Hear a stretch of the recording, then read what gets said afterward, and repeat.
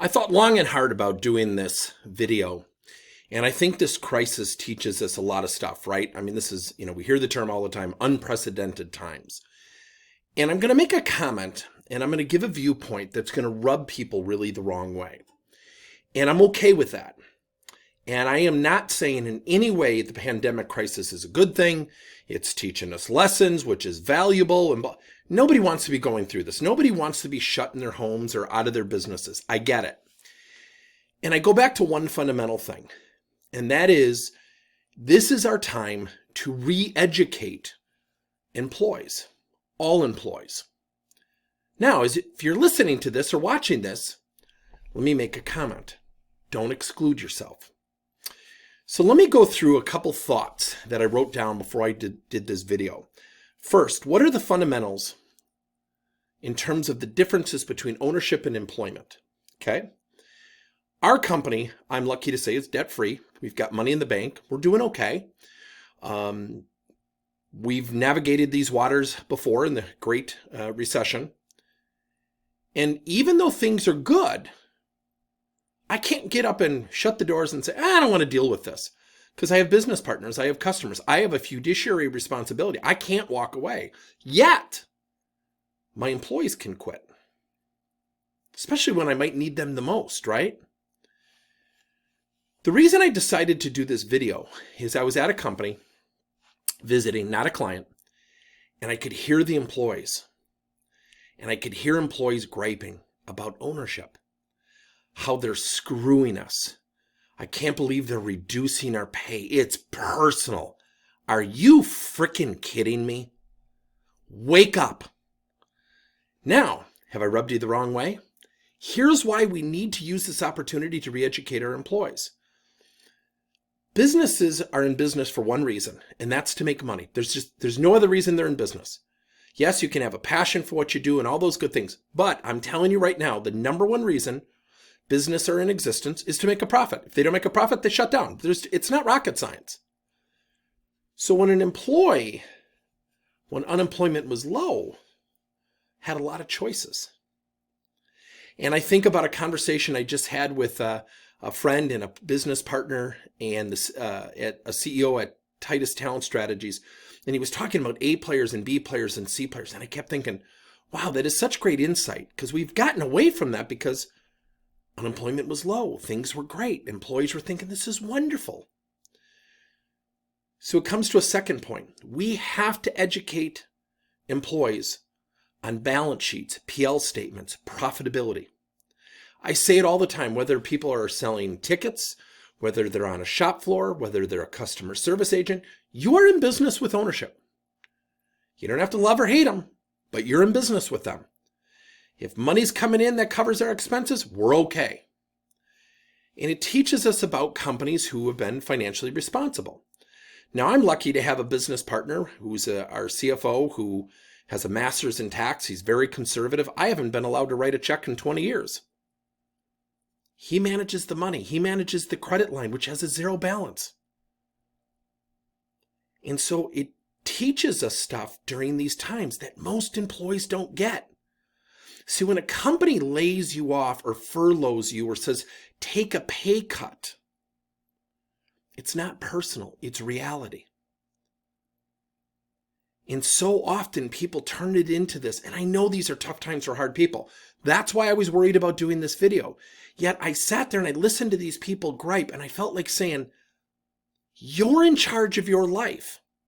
Wake up. You're in charge of your financial affairs. Wake up. You can quit the company anytime, so why are they responsible for your financial well-being? Yes, they have to provide employment. They have to provide a safe place. They have to provide a place that is run well. I get it. Yet this has now taught us some really different things about employees. So I was also on a Chief Learning Officer conference, and I was talking to a lady who is the Chief Learning Officer at a bank on the East Coast, and she said, it's been amazing. I said, what do you mean? She said, so many people are stepping forward in leadership roles without the title of leader. So the flip side of the equation is true as well. Are people stepping forward? Now, I'm going to get a little cynical. I'm going to get a little sarcastic. If people are stepping forward and they're putting out unbelievable amounts of effort, here's my question. Why weren't they doing that before? So if I sound jaded, maybe I am a little bit. So think about that just for a second. If you're thinking about employees and all of a sudden they're just busting their butts, why wasn't that occurring before? So when employees start asking about the financial affairs of the company, and I had another organization I was talking to, and somebody said, what do you think about me going to the owner and asking about our financial stability? I said, sure. I said, I think it's a great idea. I think you have to be sensitive. I think you have to be comfortable. She said, well, I just want to know if I'm okay. And I looked at her and I said, really? And I smiled and she goes, what? I go, you're going to ask him in his business about the company's financial affairs so you're okay. Awesome. I think that's really cooperative. And she just turned red. I said, look, I don't mean to be a jerk, but the fact of the matter remains. You are asking someone about the financial affairs for your personal well-being. Guess what he's got? He's probably got debt. He's had to furlough people. He's probably had to cut his personal wages. And guess what? He's the only one at risk. There's a one-person ownership group. She said, what do you mean? I said, he's the only one at risk. You can quit tomorrow. You can get a job. You can leave. He can't do that. He probably has to talk to a bank. I said, yet you're going to go to him about the company financial affairs. Really what you're asking about is, am I okay? Because I don't really give a crap about you. I just want to make sure I'm okay. I know that's not your intention. I want you to go into that conversation thoughtfully and professionally. Because if you go in thinking just about you, you might run the risk of rubbing that person the wrong way. So about a week goes by. She calls me and she said, I got to tell you something. I was one of about 12 people who came in. Yet the owner said you were the only one to ask about me. And she said, I started off the conversation. She said, look, I want to ask about the financial well-being of the company. I am certainly personally concerned. I want to first find out how you're doing. How has this affected you? And she said, he just unloaded on me. Emotions, stress. He said, I hate laying people off. I hate furloughing people. He said, this is not why I wanted to go into business. And we were knocking it out of the park. Think about that transition. She went from me to we. And guess what happened? Something good came of it. He said, look, I really appreciate you coming to me like this. This really teaches me a lot about your character. Now, her character didn't change. Her perspective did. And that's the lesson I'm trying to teach. And that is, we have to educate our employees. When you are busting your butt and we can make 20 widgets versus just kind of doing your job and going home because you just have a job and you only produce 15 widgets, your cost of goods just went up. Your cost of manufacturing production just went up. So it begs the question, if employees are griping right now, and especially if you're in the restaurant industry, oh my gosh, or the bar industry, oh my gosh, those are horrific times. And it begs the question, are we teaching our employees financial literacy? Are we teaching them how to save money? Are we teaching them how to manage their money and think about a rainy day? And what's the general rule? Have 6 to 12 months of money put away that can make you in a position of living on your own without any income coming in. Think about that. How many companies are having those conversations? Now, number 2, we have to educate employees. And I'll share this with you. And it was a long time ago. I did this at a manufacturing company talking about what you don't know about business, but should. Now, think about this. Manufacturing union plant. And we gave them case studies and scenarios, and payroll's 150 grand, the credit line's tapped out, and you only have 100 grand in cash. What would you do? And I had people swearing at me and yelling at me. And I remember the owner looking at me saying, you really enjoy this. I said, what we're doing is we're giving them an opportunity to look at what it really means to run a company. Doesn't mean they're going to go start a company, but perspective is powerful. And employees today need to learn that. Now, some of you might be thinking, hold on a second, that's not my company. Great. That's awesome. Then ignore this video. Yet I will tell you How many companies have been criticized by employees? It'll never be in the news. It'll never be a public press release. And people are taking this stuff personally. These are really horrible times for people. Yet it presents an opportunity when we get back to the new normal. And that's this. We have to educate people. You have to come here at 8 and you have to leave here at 5. And everything in between is busting your butt. Number 2, go above and beyond the call of duty. Do a little bit extra. Make a couple extra customer calls. Send a thank you card. I think when we get into modes of habits, we become cynical. People just want to come in and do their job and go home. Now, some of you might be thinking, well, wait a minute, that's not our company. Great. I promise you have those people in your company. So when you think about your A players, are they happy? You think about your B players. Is there a specific plan? Is your manager coaching that person to become an A player? And if they start this crap about, I don't have time, great. And if they're not coaching their A players and someone comes in and swoops them up, because guess what?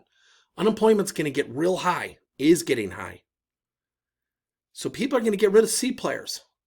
They're going to start going after A players. Are your A players happy? So I'm a big fan of something that I learned about years ago called implosive therapy. And it's a therapy for phobias. So if you're scared of snakes, we don't use like a Gestalt therapist technique where we ask about your childhood and stuff like this. An implosive therapist grabs a snake, wraps it around your neck and says, get over it. That's kind of the point of this message. Employees need to learn reality. They need to learn reality. Now, sometimes we want to do our jobs. We want to be accountants. We want to be software programmers. And I hear it all the time. I guarantee you it's being said inside your company. When people talk about the financial well-being about the company, I don't care. I just want to do my job. I just like what I do. Yet every one of us have a contribution to that bottom and that top line. And it begs the question. If people are griping, wow, they're probably C players. They are probably lacking awareness of what it takes to run a business. They probably need really strong education and what it's going to be to up their game to assist the organization to get out of this really tumultuous time. Now, on the flip side, if someone's really stepping forward and you're like, wow, Joanne's really coming through. Bill's going above and beyond the call of duty like I've never seen before. My question is this: why were they not doing that before? Every day, employees are pushing companies forward or pulling them back. We don't typically sit still. We don't just kind of float on the water. We either go over the water or we go below the water. And so it begs the question, as an employee, do you understand the company's finances? Do you understand some of the things that go on with the organization in terms of how it's run? Now, I can share this with you. My wife works for a healthcare organization, and I've gone out on their company website and I've looked at their financials, and very conservative, a lot of cash in the balance sheet. And I always say to her, I'm like, Beth, they're really well run versus other healthcare organizations. And for years she would be like, okay, yeah, whatever. And she kind of dismiss it. She is extremely appreciative of that right now. Extremely appreciative. So what we have to think about is, as cynical and as jaded and maybe even as sarcastic as this message has been, we have an opportunity to educate our employees, to recalibrate, to re-educate, to wipe the board clean and say, look, here's what we need. Here are our expectations. Void of your job. At 8 to 5, here's what we expect. We have to protect and insulate the company from disasters. And the more we go forward, the better off we're going to be. And I go back to companies who have a really strong balance sheet where they have cash in their balance sheet. Those are the companies that are doing stuff today that are kind of saying to their talent, we're going to help you. Boy, I hope they're appreciative. I think about Starbucks and some of the things they're doing for their employees. My wife's employer is Ascension Healthcare. They're very conservative and really protect their organization. I think about so many organizations that are doing so many good things today. I don't think we celebrate them enough, but I think the message is this. They've got cash in their balance sheet. They've been conservative. They're protecting the bottom line and the top line of the organization. I would say this about my own company. I'm extremely conservative. So when this hit us, did we have business pushback? Oh my gosh, a ton of business pushback. And my first thought was a very calming effect. And I thought back to the days of 2008 to 2010, the Great Recession, when we were within days, literally within days, of not being able to take money out of time machines or money machines. Think about that. That's how close we were. There's a great HBO documentary that teaches you that. It's really scary when you watch that film. So when I think about my company, I've got a credit line with a zero balance. I've got 2 great business partners. I've got employees who are pushing forward right now. And I sit there and I think, we're okay. We've done some of the right things. It's a great lesson that leading up to this, great, I didn't go out and buy a sports car. I didn't go out and buy a building for the company when we didn't need it. I didn't give people exorbitant bonuses to show off that I've got money. I stayed conservative, and we were on course for a record year. The record year will come. Because of our conservative nature, it's protected us so we can have that record year. And so we're going to get through this, and we're going to be fine and all those good things. So it goes back to the point of this message. Do employees understand finances for the company? Do they understand finances for the business? So it begs the question, if people do and we educate them on their role and the financial impact they make as an employee, just from a general sense, guess what happens?